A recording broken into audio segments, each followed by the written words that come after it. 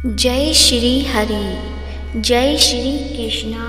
प्रिय भक्तजनों, आप सभी का मायरा वॉइस चैनल में हार्दिक स्वागत है। भगवान कृष्ण आप सबकी मनोकामनाएं पूर्ण करें और आप सभी का आज का दिन शुभ और मंगलमय हो। प्रिय भक्तजनों, आज के इस वीडियो में हम सुनेंगे मार्गशीर्ष मास का अध्याय 22। तो प्रेम से बोलिए कृष्ण भगवान की जय हो। उसका शुभारंभ करने से पहले सुनते हैं गणेश भगवान की कहानी। भगवान गणेश की जय हो, गजानन भगवान की जय हो। एक बुढ़िया थी, वह बहुत ही गरीब और दृष्टिहीन थी। उसके एक बेटा और बहू थे। वह बुढ़िया सदैव गणेश जी की पूजा किया करती थी।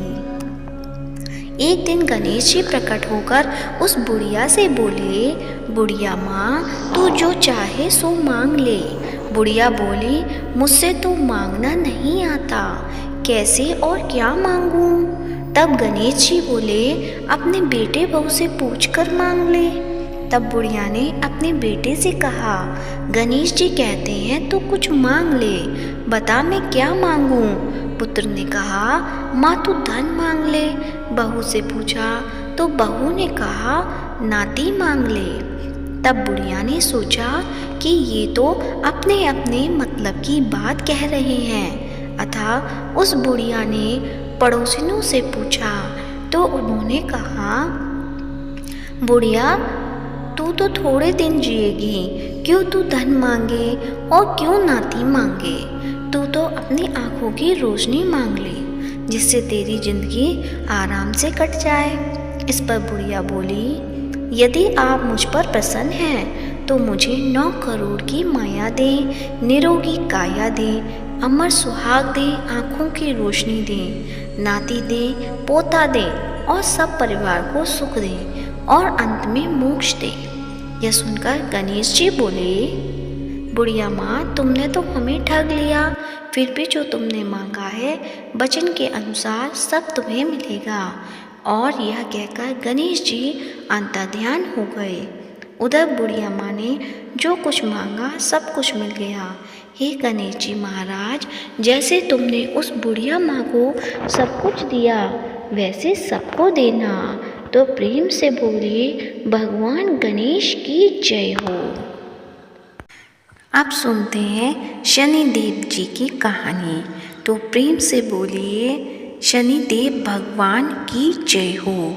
शनिदेव साक्षात रुद्र हैं। उनकी शरीर कांति इंद्रनील मणि के समान है।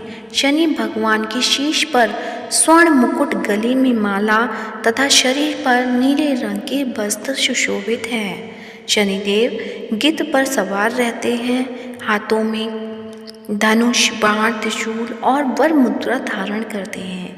वे भगवान सूर्य तथा छाया के पुत्र हैं। वे क्रूर ग्रह माने जाते हैं। इनकी दृष्टि में क्रूरता का मुख्य कारण उनकी पत्नी का शाप है। ब्रह्म पुराण के अनुसार बाल्यकाल से ही शनिदेव भगवान श्री कृष्ण के अनन्य भक्त थे। वे भगवान श्री कृष्ण के अनुराग में निमग्न रहा करते थे। युवावस्था में उनके पिताश्री ने उनका विवाह चित्ररथ की कन्या से करवा दिया। उनकी पत्नी सती, साध्वी एवं परम तेजस्वी थी। एक रात्रि वह ऋतु स्नान कर पुत्र प्राप्ति की इच्छा लिए शनि देव के पास पहुंची, पर देवता तो भगवान श्री कृष्ण के ध्यान में लीन थे। उन्हें ब्रह्म संसार की सुधि ही नहीं थी। उनकी पत्नी प्रतीक्षा करके थक गई। उनका ऋतुकाल निष्फल हो गया, इसलिए उन्होंने क्रुद्ध होकर शनिदेव को शाप दे दिया कि आज से जिसे तुम देखोगे वह नष्ट हो जाएगा। ध्यान टूटने पर शनिदेव ने अपनी पत्नी को मनाया। उनकी धन पत्नी को अपने भूल पर पश्चाताप हुआ, किंतु शाप के प्रतिकार की शक्ति उनमें नहीं थी। तभी से शनिदेव अपना सिर नीचा करके रहने लगे। क्योंकि वे नहीं चाहते थे कि किसी का अनिष्ट हो। इसलिए शनि ग्रह यदि कहीं रोहिणी भेदन कर दें तो पृथ्वी पर 12 वर्ष का घोर दुर्भिक्ष पड़ जाए और प्राणियों का बचना ही कठिन हो जाए। शनि ग्रह जब रोहिणी भेदन कर बढ़ जाता है तब यह योग आता है। यह योग महाराज दशरथ के समय में आने वाला था, जब ज्योतिषियों ने महाराज दशरथ को बताया कि यदि शनि का योग आ जाएगा तो प्रजा अन्न जल के बिना तड़प तड़प कर मर जाएगी। प्रजा को इस कष्ट से बचाने हेतु महाराज दशरथ अपने रथ पर सवार होकर नक्षत्र मंडल में पहुँचे। पहले तो उन्होंने नित्य की भांति शनिदेव को प्रणाम किया। इसके पश्चात क्षत्रिय धर्म के अनुसार उनसे युद्ध करते हुए उन पर सहास्त्र का संधान किया। शनिदेव महाराज दशरथ की कर्तव्य निष्ठा से अति प्रसन्न हुए और उनसे कहा कि वर मांगो। महाराज दशरथ ने वर मांगा कि जब तक सूर्य नक्षत्र आदि विद्यमान हैं तब तक आप संकट वेदन ना करें। शनिदेव ने उन्हें वर देकर संतुष्ट किया। भगवान शनिदेव के अधिदेवता प्रजापति ब्रह्मा और प्रतिदित देवता यम हैं। इनका वर्ण कृष्ण वाहन गिद्ध तथा रथ लोहे का बना है। शनिदेव एक राशि में 30-30 महीने तक रहते हैं। वे मकर और कुंभ राशि के स्वामी हैं तथा इनकी महादशा 19 वर्ष की होती है। इनकी शांति के लिए मृत्युंजय जप, नीलम धारण तथा ब्राह्मण को तिल, भैंस, लोहा, तेल, काला वस्त्र, नीलम, काली गौ, जूता, कस्तूरी और सुवर्ण का दान देना चाहिए।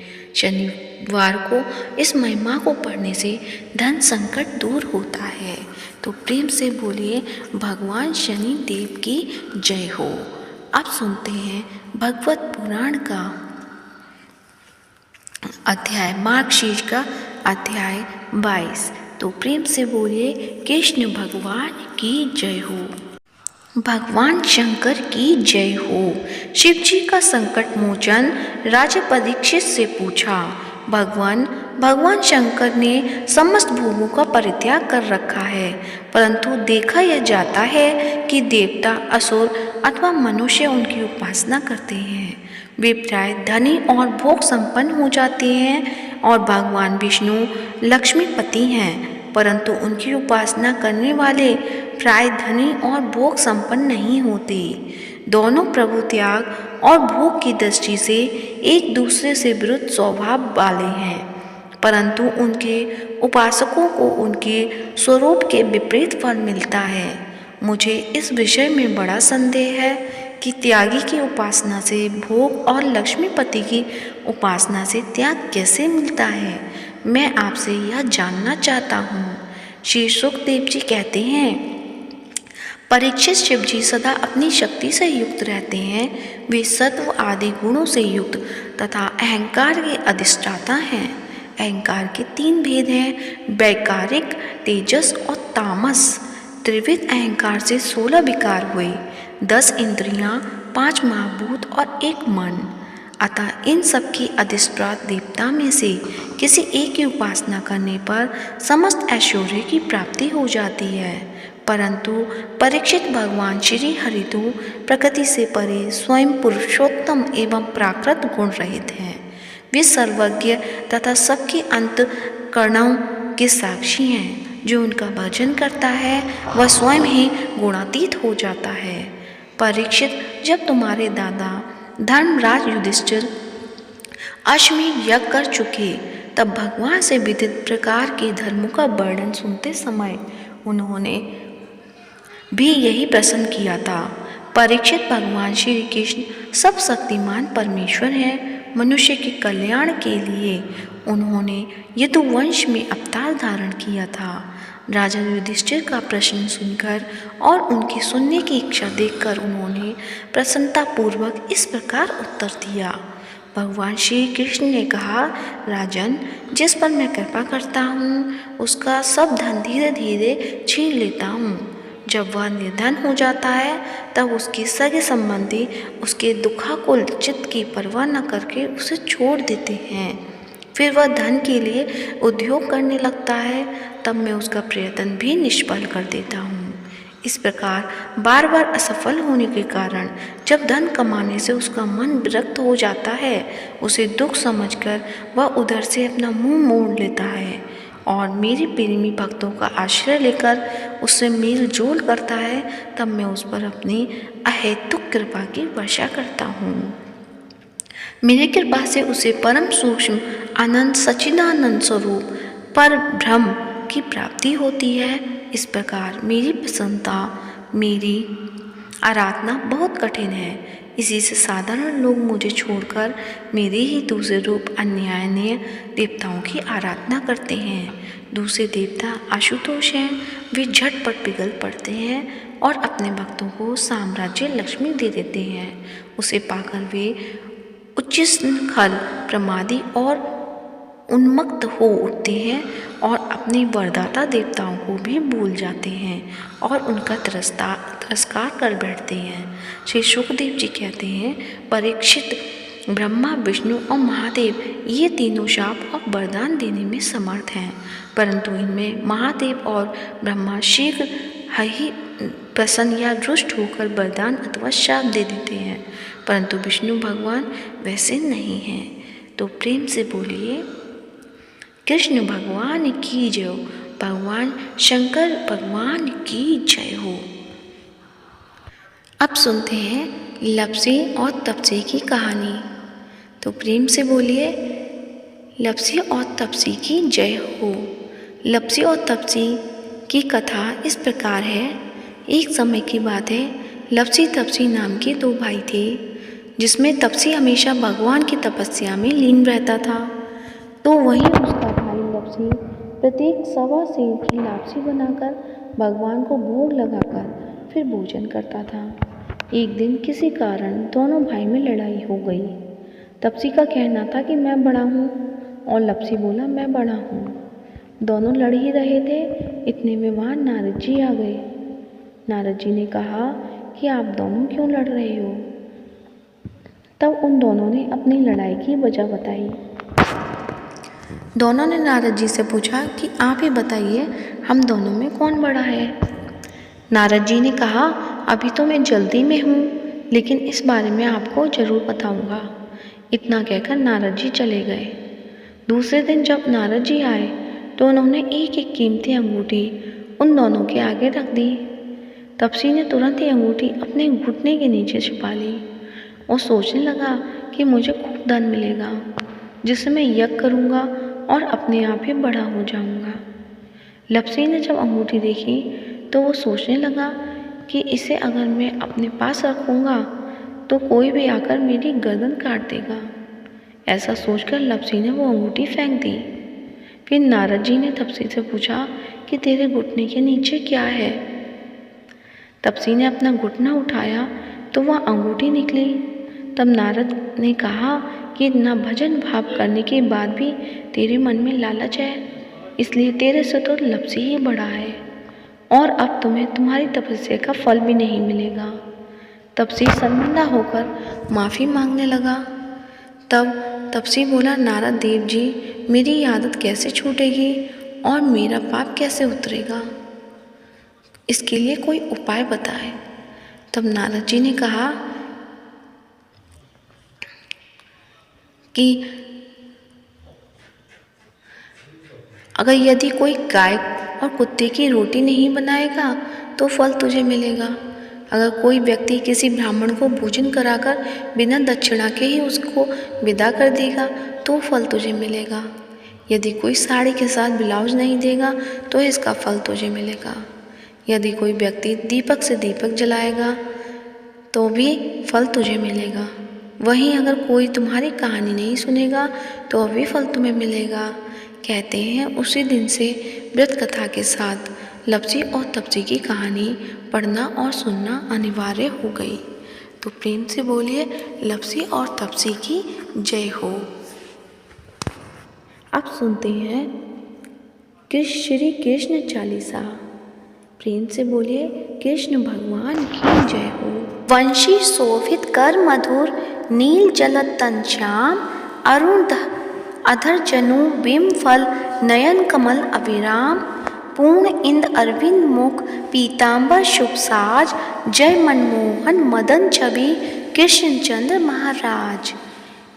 जय यजुनंदन जय जगवंदन, जय वसुदेव देवकी नंदन, जय यशोदा सुत नंद दुलारे, जय प्रभु भक्तन के दिगतारे, जय नट नागर नाग नतैया, कृष्ण कन्हैया धेनु चरैया, पुनि नख पर प्रभु गिरवर धारो, आओ दीनन कष्ट निवारो, वंशी मधुर अधर धरि अरि तेरो, होबे पूर्ण विनय मेरो, आओ हरि पुनि माखन चाको, आज लाज भारत की लाको, गोल कपोल चिबुक अरुणारे, मृदु मुस्कान मोहिनी डारे, राजित राजीव नयन विशाला, मोर मुकुट वैजंती माला,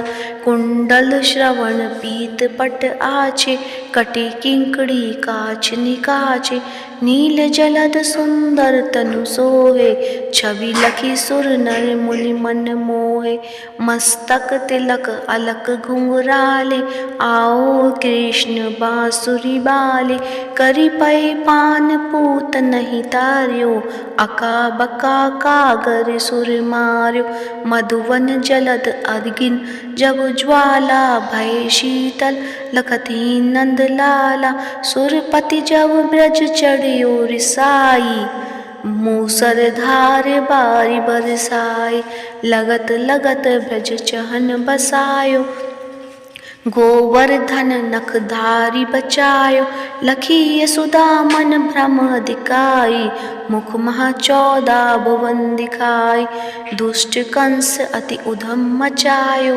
कोटि कमल जब फूल मंगायो, नाथी काल यही तब तुमने ने, चरण चिन्ह दे निर्भय कीने, करी गोपिन संग रास विलासा, सबकी पूर्ण करी अभिलाषा, केतिक महा असुर सहायो, कंस ही केस पकड़ी दे मार्यो, मात पिता की बंदी छुड़ाई, उग्रसेन कह राज दिलाई, मही से मृतक छहो सुत लायो, मातु देव की शोक मिटायो, भौमासुर मुर दैत्य सहारी, लाई 60 सहस कुमारी, दे भीमहि तरण चीर सहारा, जया सिंधु राक्षस कह मारा, असुर बकासुर आदिक मार्यो, भक्तन के तव कष्ट निवारो, दीन सुदामा के दुख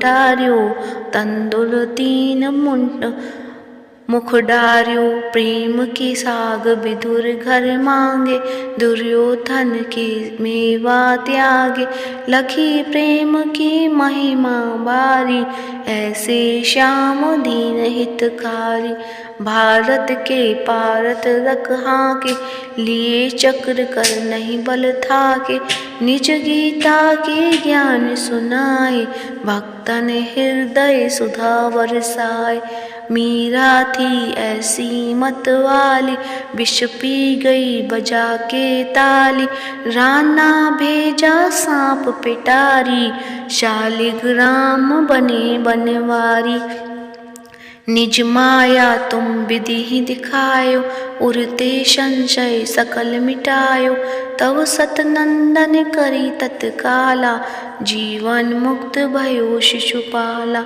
जब ही द्रौपदी टेर लगाई, दीनानाथ आ लाज अव जाई, तुरत ही बसन बने नंद लाला, बड़े चीर भय अरि मुँह काला, अस अनाथ के नाथ कन्हैया, डूबत भवर बार बचावई नैया, सुंदर दास आज उरधारी, दया दृष्टि की जय बनवारी, नाथ सकल मम कुमति निवारो, क्षमु बेगी अपराध हमारो, खोलो पट अब दर्शन दीजो, बोलो कृष्ण कन्हैया की जय, बोलो कृष्ण कन्हैया की जय।